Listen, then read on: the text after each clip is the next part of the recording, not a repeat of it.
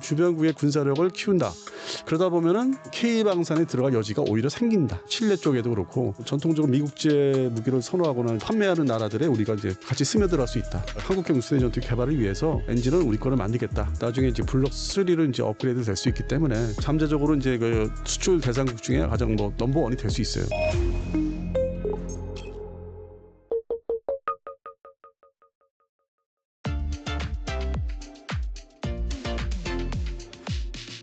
이번에는 그 베네수엘라 이슈 좀 다뤄볼 텐데요. 예. 미국 트럼프 행정부가 베네수엘라와 긴장감이 높아지고 있습니다. 왜 트럼프 행정부는 베네수엘라와 강등을 빚고 있는지 좀 궁금하네요. 근본적으로 이제 그 해당되는 정부가 베네수엘라 정부가 거슬러 올라가면 2007, 8년도까지 가요.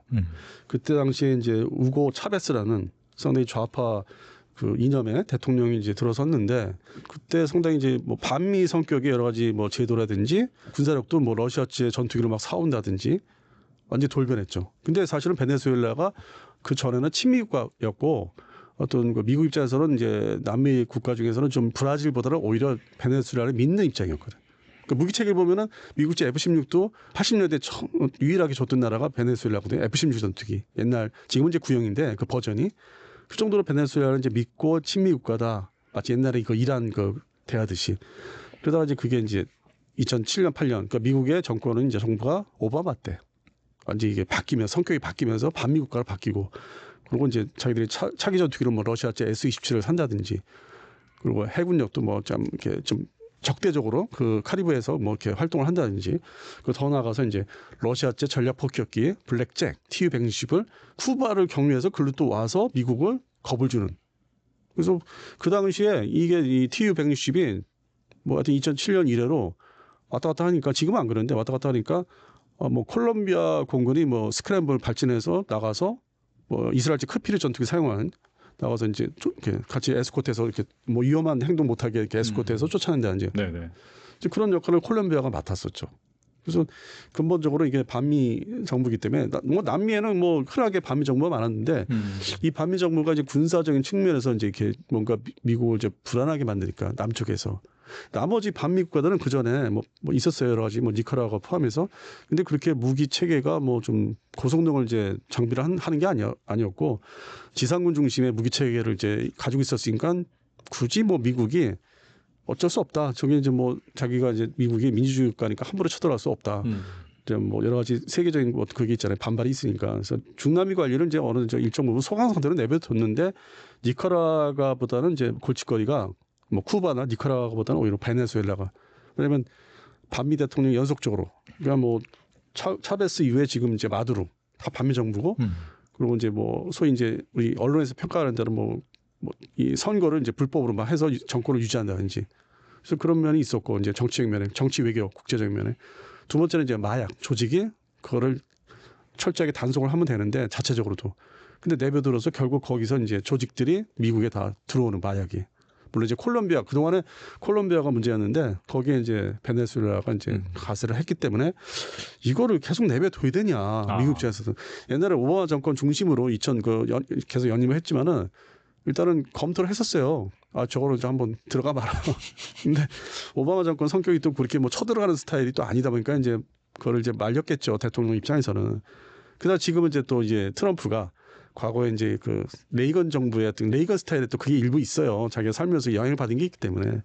그래서 그런 측면에서는 이걸 처음 알아 이제 막 그러고 있는 거죠. 그리고 빌미가 이제 마약. 그 루트로스 이제 경유지 거기서 출발해서 뭐 세 군데로 이제 뭐 카리브해나 뭐 멕시코 해가지고 퍼져서 들어오니까 이걸 좀 손을 봐야 되겠다.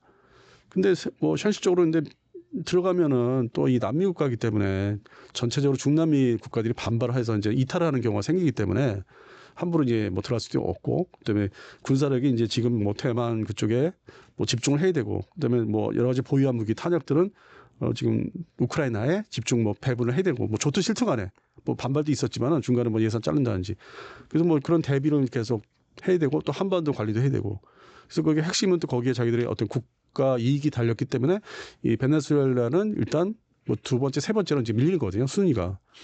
근데 그래도 겁을 또 옛날처럼 줘야 되겠다 함부로 좀 날뛰지 말라는 차원에서 지금 소위 4함대 미 해군의 4함대를 이제 앞에 이제 투입을 하는데 근데 저희 같은 사람이 볼 때는 저거 가지고 저거는 그냥 그냥 단순 겁을 줄러 들어갈 수 있다는 모양새를 보여준 거예요. 왜냐하면 이지스함 4척, 세척이죠. 이지스함 3척과 LPD 상륙함 중심의 3척. 네. 요거는 전단을 꾸미기에는 항공전력이 없기 때문에 별로 쳐주질 않아요. 실제 그 투입되는 그 상륙을 하겠다, 쳐들어가겠다 그건 아니에요. 미 해군이 이제 어떤 전단이라는 게 항공모함 중심의 그런 기동 전단이 있고 전통적으로 그다음에 그걸 보조하는 이제 수직 이착륙 전투기를 이제 탑재하는 헬기 모함, 뭐 지금 아메리카급이죠. 일종의 경항모 그거를 중심으로 하는 좀 강습 전단이 또 있어요. 두 가지는 나눠지는데 최소한의 이 수직 이착륙 전투기를 탑재한 그 아메리카급이라든지 이런 거를 중심으로 들어가 이렇게 배치해서 위협을 하면은 생각이 진짜 있나 들어가려고? 그건 말 그대로 상륙하는 그 항공모함 같은 거니까 일종 경항모니까. 근데 그게 지금 빠져 있잖아요. 그러면 그러한 전력들은 지금 집중적으로 대상 이 우크라이나 전쟁이 지속되니까 거기에 이제 배분돼서 뺄 수는 없는 거고. 그다음에 중동 지역, 그 예멘 후티 반군이 있기 때문에 예멘에. 그다음에 이제 우리는 이쪽 지역에 극동 지역에 대만 사태를 또 관리해야 되니까. 그래서 결국 뭐 이지스함 뭐 지금 세척이 중심으로 했다는 거는 결국 쳐들어가지는 않겠다. 그냥 그 어떤 위협을 좀 해서 좀 적당히 해라, 그만 좀 해라. 뭐 그런 말 있잖아요.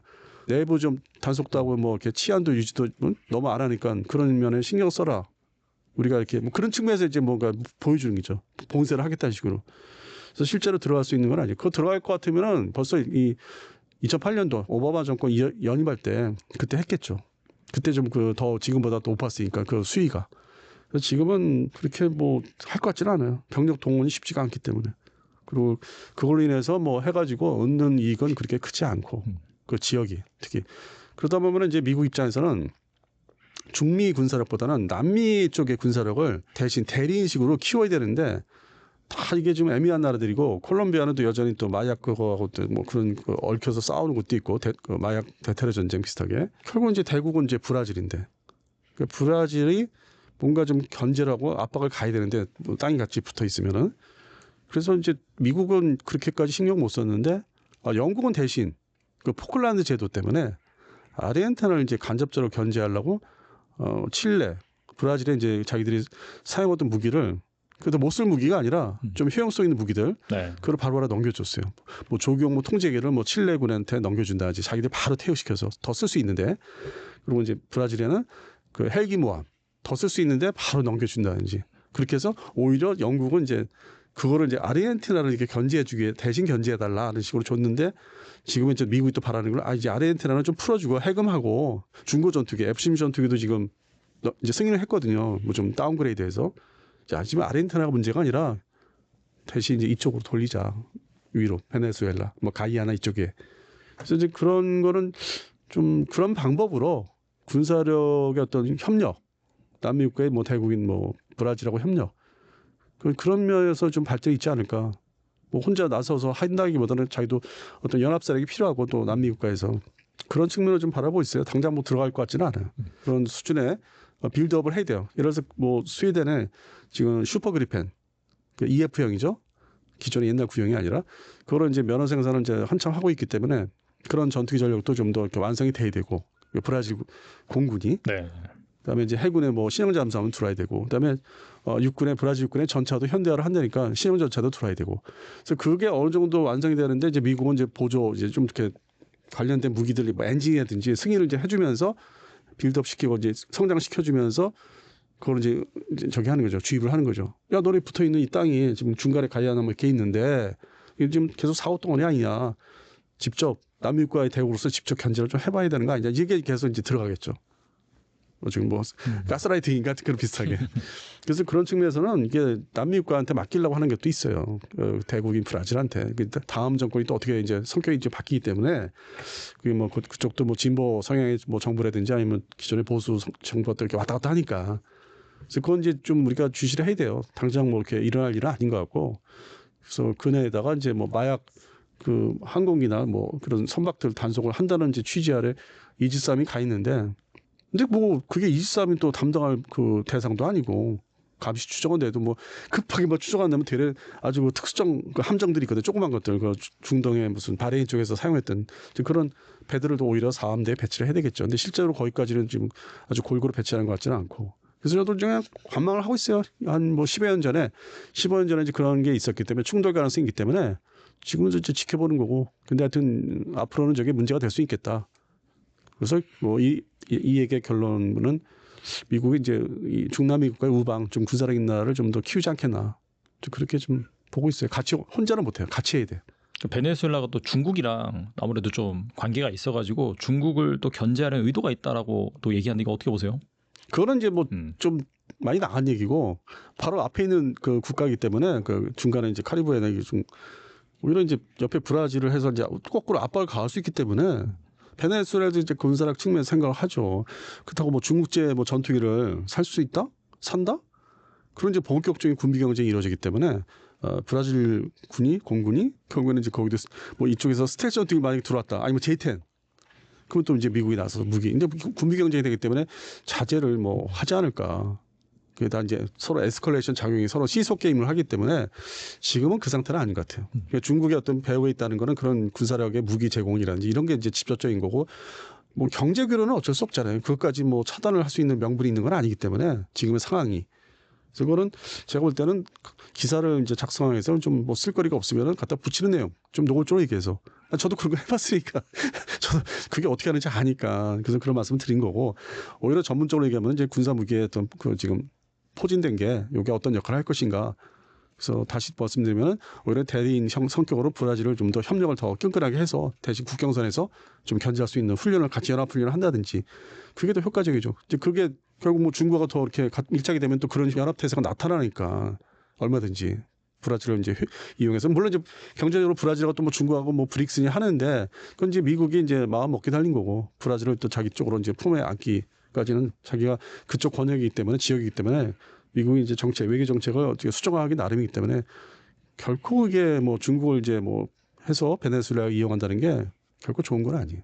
자기들 입장에서 이렇게 하는 게 그래서 좀 다양하게 뭐 외교 정책을 좀 이렇게 넓히면 옛날처럼 넓히면 좋은데 너무 지금 막혀 있죠 사실은. 차베스 때부터 시작된 거죠.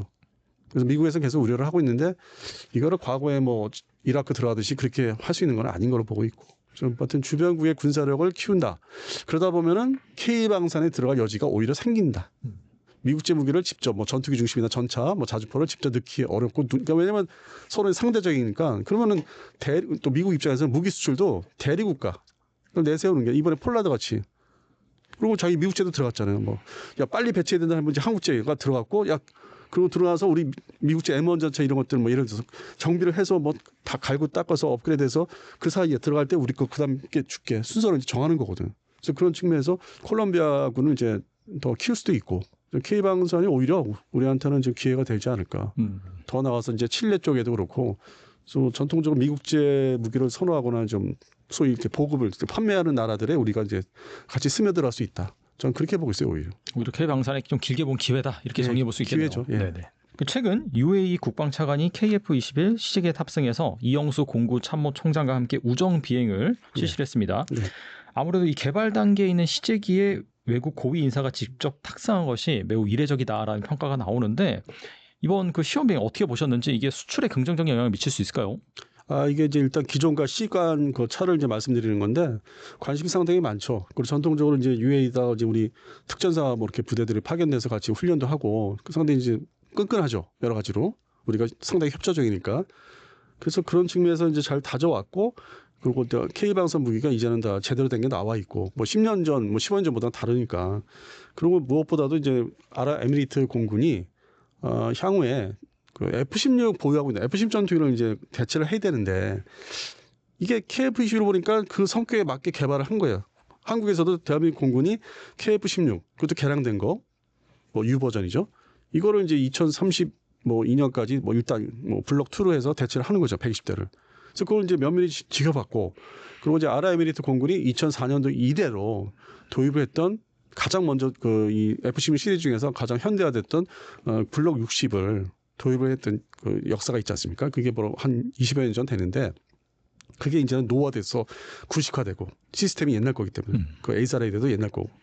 근데 이제 이게 딱 적합한 게 대한민국의 KF-21이라는 거죠. 블록 2. 생각이죠. 그 개발의 목적이 이제 딱 거기에 맞고 그 대체하는데. 그래서 그런 측면에서 계속 주시하고 와서 타보고 이제 맛을 보고 이제 하는 거죠. 그리고 한국과의 군사 관계가 좋고 그 다른 어떤 나라보다도. 그래서 이제 결국 사가겠다. 그러면 계속 와서 점검을 해보겠다. 제대로 이제 개발이 진행되는지 그것도 안전하게 뭐 추락하는 거 없이. 그래서 올 때마다 이제 타보고 음미를 하는 거고 또 우리는 또 권유를 하고. 그래서 결국 잠재적으로 이제 그 수출 대상국 중에 가장 뭐 넘버원이 될 수 있어요. 그래서 저는 상당히 그걸 뭐 아주 긍정적으로 바라보고 있는 거죠. 아, 저거 블록 60에 대체 우리가 먹어야 된다. 다른 나라한테 뺏기지 말고. 예를 들어서 뭐 칸이 있다고 그러는데 그거는 5세대 전투기를 주창을 해서 나타난 거기 때문에 그걸 좀 더 지켜봐야 되고 개발 시간도 격차가 있고 뭐 여러 가지 뭐 아직은 해결된 게 없기 때문에 그래서 1차적으로 이제 우리 KF-21 블록 2를 상당히 관심 있게 보는 거죠. 그리고 나중에 이제 블록 3를 이제 업그레이드 될 수 있기 때문에 그게 이제 뭐 그 다음 것도 살 수 있죠. 연속적으로 블록 3도 그게 이제 2032년부터 이제 개발을 이제 뭐 본격해야 되는데. 그래서 그런 측면에서는 뭐 상당히 K방산 중심으로 이제 협력이 되는 거죠. 관심이 상당히 많은 거죠. 그리고 그 사이에 전투기들이 신형 전투기들이 어떤 스텔스 개념으로 이제 시작을 한 게 아직은 스텔스는 아니지만은 없었죠. 개발된 게. 뭐 지금의 시장에서 돌아다니는 뭐 라팔이나 뭐 유로파이터 타이푼, 그리펜, 슈퍼 그리펜 이건 다 옛날에 개발된 거고 잘해야 4.5세대. 더 이상 발전할 수 없는 디자인. 한 번에 자기들 스스로 디자인이 갇혀 있는. 그러면 이제 그 이후에 바로 직후에 개발을 시작한 게 KF-21밖에 없고 그렇게 해서 일단 여기에 집중하죠. 블록 2하고 뭐 조만간 블록 3까지 한다니까 일단 집중하면서 이게 또 이슬람권이기 때문에 칸 전투기도 유심히 바라볼 거예요. 근데 이게 아랍 그 국가들이 친서방의 아랍 국가들이 한 전투기에만 의존하지는 않더라고요. 그래서 이제 뭐 두 가지 우리 것도 이제 먼저 사고 그다음에 칸이 완성이 제대로 되면 칸도 도입할 수 있어요. 다. 그러면은 기존의 유로파이터 타이푼이나 이제 슈퍼 그리펜이나 특히 라팔 여기서 이제 의존을 이제 하는 거 벗어날 수 있는 것이. 그건 옛날에 지금 4.5세대 그 선에 이제 딱 한계가 있으니까 그거를 이제 나중에 2030년대 대체를 그렇게 우리 거나 저쪽 거나 다 사서 이렇게 대체를 할 수 있는 저는 상당히 긍정적으로 보지 이거 부정적으로 한쪽이 다 먹는 거다 그렇게 보지는 않아요. 특히 이제 이런 아랍에미리트나 이제 뭐 그쪽에 뭐 여러 나라 있지 않습니까? 오만도 있고 네. 그래서 카타르도 있고 그래서 뭐 여기에서는 뭐 우리께 이제 뭐 먼저 판매가 될 거다. 그래서 열심히 오는 거다. 그리고 우리가 자꾸 초청해서 이제 타보라고 권유하고. 그래서 그런 측면에서 이제 블록 2부터는 이제 그런 나라고 제가 전에 이제 말씀드렸던 거는 이제 주장을 하고 있는 거는 이제 블록 1부터는 그냥 필리핀 공군도 살 수 있다. 공대공 전투 이번에 이제 인도 파키스탄 그 보니까 그것도 상당히 중요하고 무서웠잖아요. 네. 멀리서 빵 하고 격추됐으니까. 맞아요. 네. 그럼 우리가 뭐 일반 매니아들 중에서 업신여겼던 블록 1 그것도 판매할 수 있다는 거죠. 그리고 블록 1은 일단 판매 진입돼서 들어가면은 그 키트를 이제 우리가 또 판매해서 업그레이드 블록 2를 할 수 있는 거고. 블록 2까지는 스텔스가 아니니까 공대지 무장을 이제 효율적으로 할 수 있는 뭐 임무 컴퓨터를 다 조정을 해가지고 그래서 그런 측면에서는 또 시장이 또 별도로 이렇게 분류가 돼 있다. 저는 그렇게 보고 있습니다. 블록 3까지 간다라고 한다면 그때 이제 우리가 자체 개발한 엔진이 탑재되는 건가요? 그게 자꾸 이제 이게 업체에서 네. 뭐 좋게들 말씀을 이제 하신 거는 이제 아는데 이게 말 자체가 아다르고 어다른 것처럼 완전한 국산은 아니에요. 한국형이라고 표현을 해줘야 돼요. 한국형 엔진. 예, 그러니까 네. F414의 K 버전을 뭐 지금의 이제 면허 생산하는 걸 이제 미국에서 받아서 우리가 조립하고 하는 거기 때문에 K1 버전이라면은 두 번째는 이제 K2 버전을 봐야 돼요. 그러니까 원래 계약서에 이제 공개된 계약한 내용에서 기술 이전을 어떻게 할 건지 단계적으로 두 단계로 제가 기억하는데 10에서 17%를 그 숫자에 맞춰서 납품하는 숫자에 맞춰서 이제 그 분할해서 계약할 때 기술을 특정 기술을 주겠다. 국내에서 생산할 수 있는 해당되는 뭐 브레이드 뭐 부품 같은 것들을. 그래서 그런 부분을 이게 120대 완성될 때까지 곱하기 이제 2지 않습니까? 엔진이 쌍발이니까. 그래서 기술을 받아서 국내에서 응용을 이제 그거를 준다고 해서 다 이게 익숙해지는 게 아니니까 공부도 하고 마치 뭐 소재 기술도 있어야 되잖아요. 그게 뭐 두산 에너빌리티가 이제 원래 좀 소재 기술은 또 좋다고 하니까 그래서 이제 컨소시엄을 이제 국내에서 맺어서 만들어서 기술을 받으면 국내에서 그걸 자체 만들어서 장착하고 추력을 좀 늘려야 돼요. 그러면 내부 조정이 있어야 되거든요. 터빈물레 뭐 여러 가지가 그 과정이. 그러면 그게 우리가 제대로 이제 그 기술을 받아서 응용을 해야 되는 거잖아요. 계산 뭐 여러 가지 뭐 학생들 그 시험복에서 계산하듯이 직접 해야 되니까 방법을 알려주면은 그렇게 해서 한국형이 나오는 거예요.